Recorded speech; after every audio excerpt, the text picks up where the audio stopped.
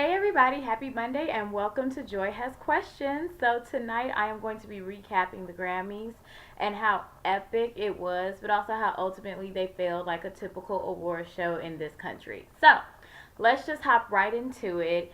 It begun on a nice, chilly Sunday evening for me, in which I came home to see Beyonce giving her best Yoruba Ocean goddess of fertility, love, and happiness on the screen. For everyone who just was like, oh man, she was channeling like Hindu goddesses, like they're very similar in terms of our culture. And there are a lot of times where during society or history, religious or, religious deities, they do kind of tend to mimic one another or have a lot of similarities. Case in point, like if you look at Greek culture, they had Zeus and Poseidon. And if you turn around and look in Roman culture, that's known as Jupiter and Apollo and Neptune. So, same guy, same concept, but just under a different culture or a different society. Now, I can see the similarities between Hindu culture and religion, as well as Yoruba African culture and the goddess Oshun, who was shown. I thought it was amazing. Clearly, it was an ode to motherhood, which she is a mother. Like, she is literally baking two Destiny Child members in her stomach right now. So that made all the sense in the world. Did I think she was going to get Album of the Year going into the awards? I didn't. And hear me out. I didn't think that she was going to get it because this country still is in a space where it does not want to give a woman of color its or her just due. And what I mean by that is we're still marginalized. We are still on the back end of, oh, well, I make 70 cents to every dollar. Well, we make 65 to every 70. So it's not like, the emphasis is placed on our story. And don't get me wrong, I do see more so now people are taking a bigger, personality, not personality, but just taking like a bigger step in towards of, if you all don't want to let us shine, we're going to shine on our own. I'm really at the point now, I don't know what else Beyonce has to do in order to get Album of the Year, other than come close to like death. Like, she's going to have to sing an entire concert as she's in labor. That's the only thing that I can possibly think of, because at the end of the day, Adele said it best. And what I have found so disheartening when I was looking today, like all the commentary where there's the Root or Gria, or just like, not to call them out negatively, but just in general, anything that I was reading, people were like, at some point in the day, in my opinion, trying to give Adele a hard time. I'm not looking at Adele as a white savior. I'm not looking at her as like, oh, you really just tried to keep the beehive off your tail. I looked at Adele as an amazing example of that woke white friend that we all do need to have. Sad, but true. White people don't listen until other white people say it. Okay? Meryl Streep at the Golden Globes has been basically in her speech said what people of color have been saying forever, which is there's not enough diversity. We need to be more open-minded. We would like a seat at the table. Hey girl, hey, is anyone listening to us or going to give us a chance? Nope, fine. We're going to take it on our own. But as soon as she said it, it resonated. It hit people so hard. Oh my goodness, it was so prolific.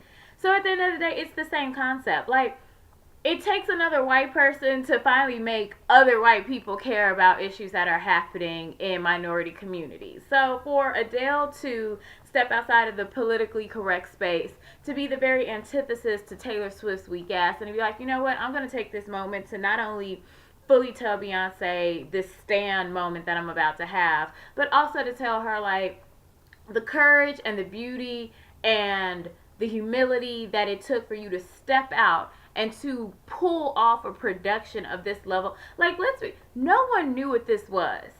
She premiered on HBO. She basically went to HBO, home box office, one of the world's biggest media conglomerates, and pulled off a deal in which she was like, yeah, so this really is my CD, but I'm premiering it like a movie, and we're going to do it on HBO, and you're going to shut down all these advertising dollars for me.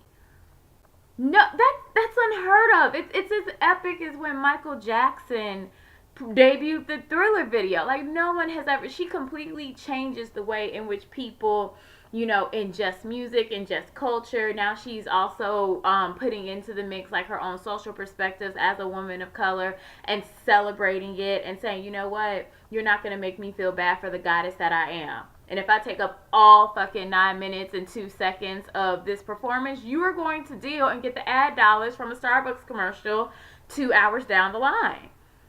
I have nothing really left in terms of the whole Beyonce debate just because I'm like, it was just proof, or rather, it was just further validation that when we feel like we're not included, that we have just cause for it. I'm not looking at Adele as if she did not deserve to be there. Let me tell you, I love Adele Blue Atkins. Okay, she can do no wrong. And if she wants all the Newports and all of the Black and Miles, then my God, she will get them for me so she can sit here and sit on that stool at the United Singer and sing her Caucasian ass off because she is a bad bitch. But at the end of the day, when you put 25 up against Lemonade, it just doesn't balance out. And it's not because Adele was not worthy to be in that category. It's just because Lemonade was just so much more of a cohesive and succinct body of work. To give her just best pop, or not pop album, but I think she got like best contemporary album of the year, and then another like that was an insult. She deserved album of the year because that album will definitely go down as being one of the greatest musical achievements, period. In terms of Bruno Mars, he was like, girl, give me all of this Rimmel eyeliner, and I'm about to sit here and channel all the Prince that I possibly can, because I'm not about to have Minnesota come looking for me and want to hang me by a tree because of what I have done and I haven't given him his just due. Bruno Mars did amazing. Now, is Bruno Mars as skilled of a guitarist as Prince? No one is as skilled as a guitarist, for the most part, as Prince is. But he did a damn good job. Lady Gaga, whatever, girl. Like, just nothing. Taylor Swift wasn't there, which made me immensely happy, because I just didn't, in that moment of everything that was happening, I just didn't need to see the doe eyes. Like the, you like my dress? Oh my, I'm here, guys. Like, I didn't have the space nor the patience for it. Rihanna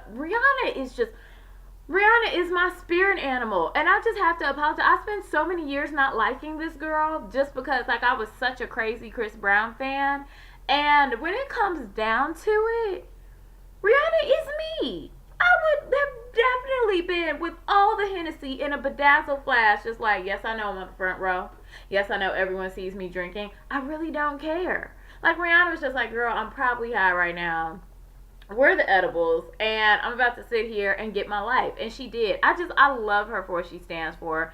Clearly, for me, the highlight though was obviously it's me being a Chi-Town girl. I was so tearfully happy to see Chance the Rapper, aka Lil Chano, pull off these Grammy wins, especially to be a man of color in the time that we are living in the city that keeps being on the news and being threatened by President Agent Orange, aka number 45, aka Big Booty Judy. Like, I was just so happy to see him accept those wins, because he is a representation of Chicago. This is what black men in our city look like. Like, we have problems, yes, but for him to do it independently, to not have any label backing, and to do it on his own terms, it was beautiful. It was black boy joy at its finest, and I am just so immensely happy to be in this city and to say, you know what, yes, I know every place you're talking about. I remember the ring. You have earned this, and you have done us proud. And then to be the first award of the night, like, it just set it off on just like a tone of like, oh, this is gonna be okay. A Tribe Called Quest, gods. They're just gods. Like, they are gods. They are sitting there with all the cocoa butter greatness, with all the Shea Moisture products, and they were just like, girl, we're gonna give you these vegan leathers and these middle fingers to President Orange. And Busta Rhymes came out looking like a militant black Santa, and I was here for it. And Q-Tip was looking like Django Unchained's great grandson, and I was just like, and Phife Dawg, just hearing the spirit of Phife just come down upon everybody. I was immensely happy, and just, I am happy to be here. Like, I was just happy to see that moment. The Grammys, to me, was a typical award show. Like, but it was the best Grammys that I've ever seen. Like, I was actually happy with it. I was like, okay, this wasn't completely sucky. Um, but I think I just want to wrap up. For anyone who is looking at the Grammys today and it's just like, oh, we're all making this about Adele and about Beyonce, and there's bigger issues at hand. Miss me with the bullshit. There's a million issues at hand. Betsy DeVos is trying to kill, all of our kids' education dreams and chances. You have Pence out here on his little secret white supremacist mission. You got Trump that is just like, this is the fool that has the nuclear codes. Like, just live it up, y'all, because he's going to kill us. Like, get your bundles together, get your casket ready outfits, because it's going to happen. And then you have on the other side of it so many other different issues. I get it. But that does not mean that you get to criticize me because I'm taking up the issue of the Grammys and how it showed a lack of diversity and how Grammys so white now is a trending hashtag. Because again, it's different than Oscars so right, because the Oscars just wouldn't even nominate people. But it's like when you finally are at the Grammys, you get nominated, but then they do not have a proper vetting system in terms of how to figure out which body of work actually deserves it. You cannot tell me that Taylor Swift's wiggity whack horrible ass deserved to get Album of the Year twice. She is the first woman to accomplish that. People spend their whole careers trying to get that. Clearly Beyonce has. Prince never got it. And I'm just like, but she has it twice. For lyrics that are, and I quote, "'Cause baby, now we've got bad blood. You made a really big cut. So take a look at what you've done." I don't even know the full lyric, but I'm just like, I can't even remember now. She won last year. This is not a song or a collection of her body of work that is going to last the test of time. And she won over Kendrick Lamar's To Pimp a Butterfly, which was the strongest in the whole category. A woman has not gotten Album of the Year since Lauryn Hill in 1999, and I think she's the only rap album to have ever gotten Album of the Year, period. So when it comes down to it, I'm not looking at this just so I can talk about Taraji P. Henson looking like Miss Frizzle from 79th Street, or so I can sit here and make jokes. It's really like I see social implications of how we treat people in no matter what their industry is, or the standard of excellence that needs to be had for a person of color versus the standard of excellence for a person who is not of color, and how it is not an even playing field. So yes, I can take up this cause, as well as still scream fuck Trump, as well as still say that that girl Catch Me Outside, whatever that clown is, needs to have several seats and just a ass whooping in the hood so she can run back to her neighborhood in her 730 credit score. I can do it all. I am not relegated to just take on one mission or one cause. None of us are. So if today I want to talk about Beyonce and how she got robbed at the Grammys and how that affects women of color, because if it can happen to Beyonce, God, it happens to all of us in any given level of our careers, then I'm going to do that. And tomorrow, hell, if I want to talk about Michael B. Jordan's dimples and how I think they're anatomically correct and how I think he is still fine as hell, even though the only black woman I have ever seen him with outside of his co-stars is his mama, I will do it. Freedom of speech, guys. Number one thing we have, freedom of speech. And I can take on multiple issues and talk about them all. Personal choice, okay? So tonight, kept it simple, kept it cute. We need to do better in terms of resisting Trump still, because I'm like, let's not have this lull and go down. And at the end of the day, Beyonce girl, you won. Thank you, Adele Blue. You have earned all the peach cobbler, girl, this summer. Come through to Chicago. We got you. If you want red Kool-Aid, we'll switch it up and give you blue raspberry. It's whatever. Because you are the type of advocate that we need. This isn't a white versus black thing in terms of, see, white girls always get it. It's a white versus black thing in the sense of how much, like, what else do we have to do? Seriously, what else do we have to do?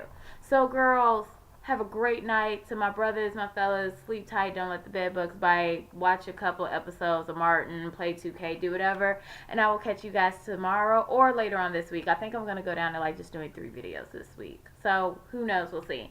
But anyway, have a great night. Mwah.